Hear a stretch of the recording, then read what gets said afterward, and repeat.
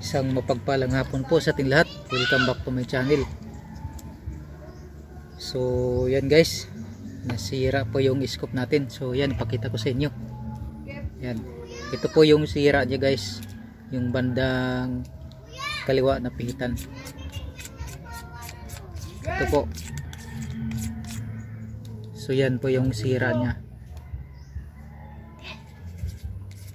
Pero okay pa naman siya guys, gamitin. Kaso nga lang, ito lang yung sira.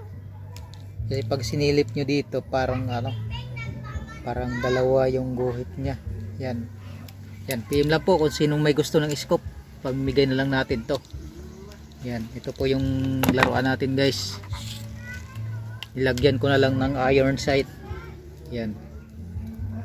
Para makakatama pa rin tayo kahit papano, kahit wala tayong scope. So gagawin natin ito guys, bibili na lang tayo ng panibagong scope.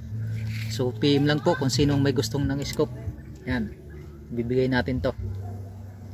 Yan. So sayang guys, 2K pa naman ang bili ko nito. Yan, sira na. So yan, kung sino ang may gusto ng scope dyan, PM lang po at ibibigay natin to.